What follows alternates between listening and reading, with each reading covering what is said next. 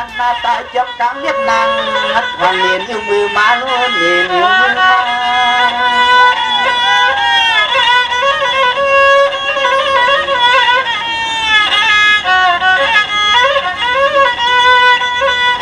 สังว่าคันในที่เลี้ยมันสั่งนอเลี้ยมันสั่งตั้งสั่งตัวเทศมอบอยู่เมืองปาดยันผาดเฮือนวันเลยมาวัดวังทุ่งสุสันที่ในนั้นนอป่วยกับพวงเมื่อเหลียวในเขาที่รวมมุงตัวมีห้างมีเฮือนเป็นผาดวักสังพี่นันเกียนเลยทุก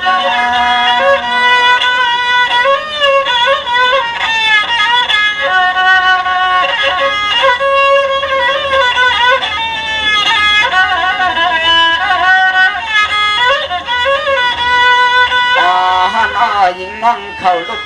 เสียทุ่งเต้นลำเบิ้งตอนนาน้ำเฮียงขับยังเปิ่นเสียเลยมาวัดถึงที่เบื้องในหึงกะเหือลามีกะเหือหนึ่งเขาเด็ดปึงตั้งผู้ใดหนึ่งมาละมอกเมียงเสียงยาตะวันทำอันตอนเขาในเกวยนอตอนจะเบิดจำเพียงเจ้าพวงเอาห้องเอาเฮียนสู่รอในเต้ในเต้นอ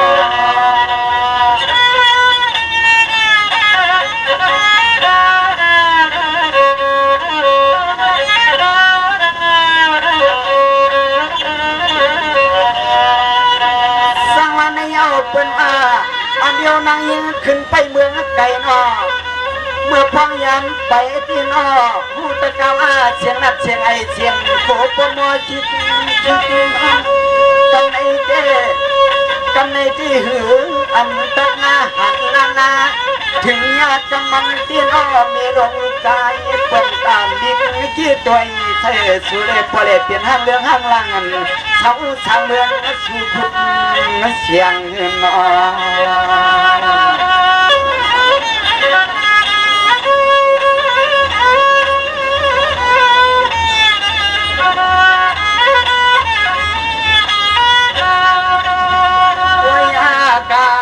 มันเถือกเป็นตัวหอเด้งสำเนียงลานอเนี่ยเธอใครยังก็ยังเธอโซ่ก็โซ่ใครเอาสมตั้งที่ไรหนึ่งมาเขาคนก็นอยำโนก็เฮาที่ดินอาบย่อใจห่วงสวง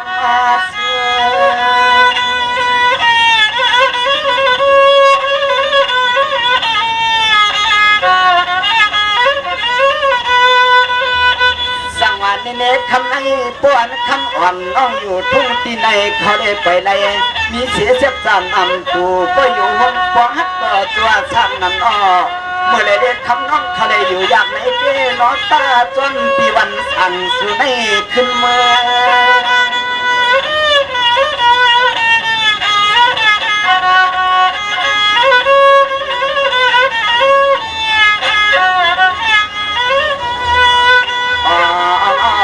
ได้ยินนาเตสู่เตรียมอากันไอ้ดิบขึ้นไอ้นอเทวสู่ก่อนนอเขาเปลี่ยนมามิ่งผู้ยิ่งสั่งเตือนทุกเมืองตอนคือโมปัดกวางสว่างเที่ยววันเมืองไม่เขาได้หือใครปั่นให้มันไว้ตกยับตกเตรียมตกยอดตกเมาคนติดไม่เปียกขัดไม่ก็พอพี่ใจก็เอาเอ็นมา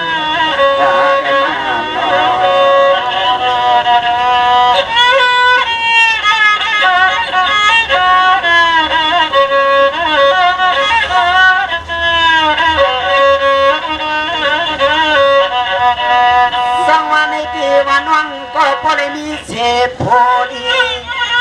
คำเปียงวันเลี้ยงปีนไหลให้ว่าในเมื่อเมืองเกรกาไทยในเมื่อเมืองเกรกาไทยหึงเชลายไหลน้ำมาในทุ่งเมียนงานขังขึ้นให้ชุลภาววันนี้ไม่มันตาเรียนเก่าพอไปเรียนเก่าพอไปใน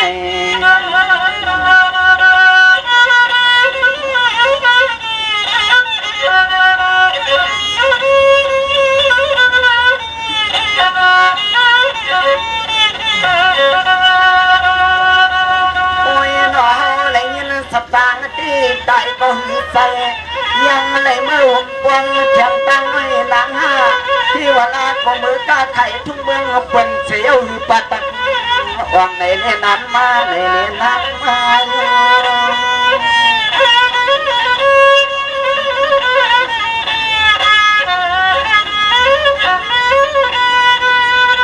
สังว่าคำนี้ที่ว่าพึ่งเสียวันสร้างเอาเสียงยิ้มอ่อนยิ้มต่างเที่ยงยังเที่ยงนั้นอ้อเมื่อนางก็เดี๋ยวได้อย่าให้มันเฮียงเจอตั้งปีวันสั่งสู่ในเมื่อไฟตั้งก่อนเอาเจ้าเตี้ยนเจ้าอ่างมาปูฉลาองค์พระเอามา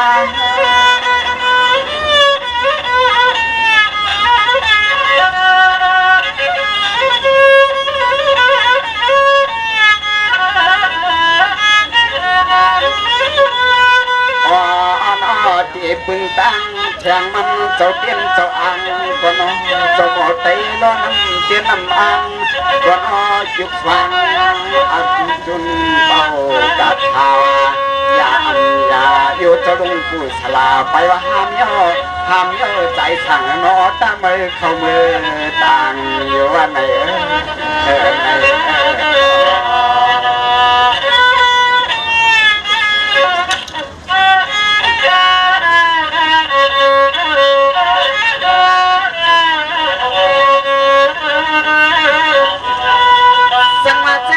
คำวันก็เปลี่ยนน้องเงินอ้อ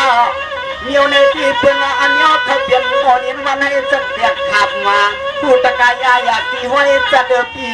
1,000มันหมด1ตุ่มมันลูก1จุดมันไฟเปลี่ยนใหญ่น่ะเนาะสุตีผลออกบททันผัดไปสู่เยาวนางตีใจเจอหนึ่งสุตีเจอมาพึ่งเฮาให้บ่เลี้ยหาปอทำในมา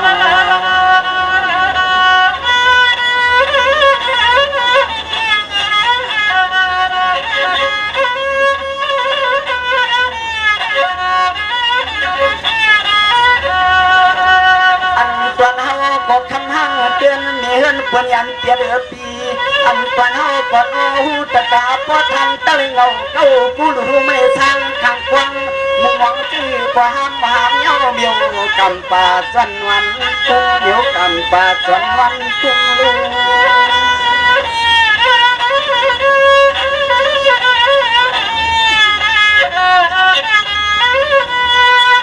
สังว่าคำนี้ที่สุดเดียวหาเมียงเสียงยาตะวันหับว่าผู้ตะกายหยับอยู่ไว้เจอปีเอิญอ้อ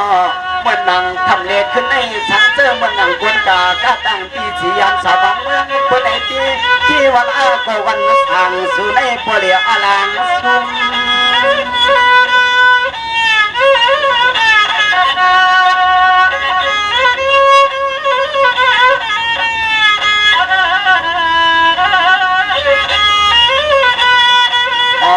เป็นพ่อชุมลุมย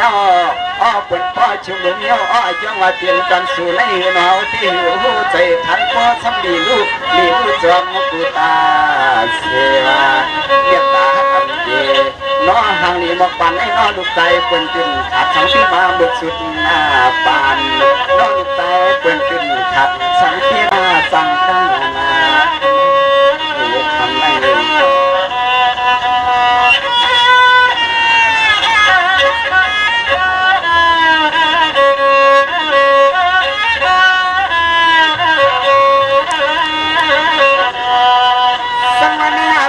เขาเปลี่ยนนั่งคำเสาเสวันหันเสก่อนควงสองผู้ข้างเนื้อเขาเปลี่ยนนั่งคำก่อนเอาคนโบราณหามมาเทียงมันไผ่เสียงพอดกวางมาสู่ในอันไหนอ่ะทำไมเด็ก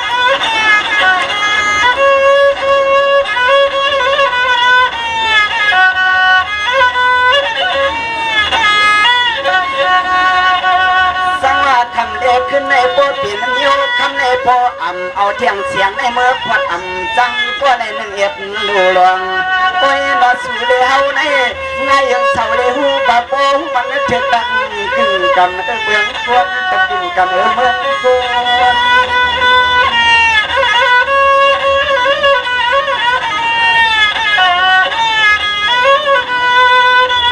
ว่าในปีเจ้ายองอ้อให้ผู้เล่นเจ้าแทงนั่นอ้อ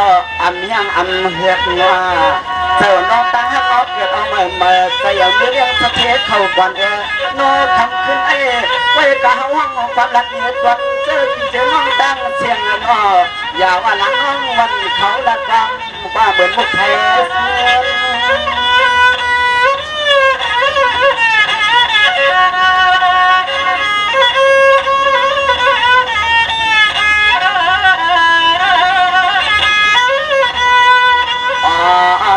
คำนี้พี่น้องกะตั้งเสียงนอเยี่ยมพี่น้องสั่งเขาทุ่งเต็มลำเอิงพี่ไก่เล็ดสำคัญเยี่ยมผม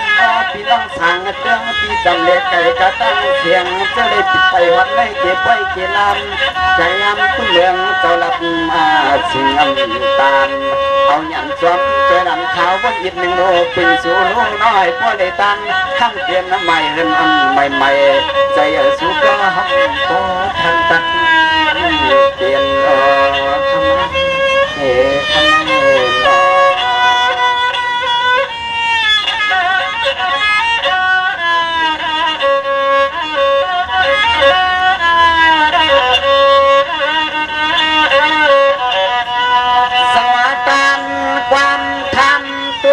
ทำไมทำไมเปิดเมือง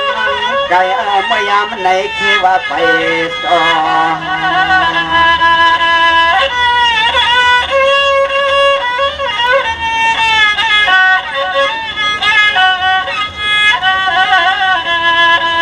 สังลักป่าว่าใส่ร้องไผ่หังเตียนก็นอนมีเฮือนเปิดตักในยามผัดยอกำในปได้เปลี่ยนเสียงต่างอันนี้สาวเล่า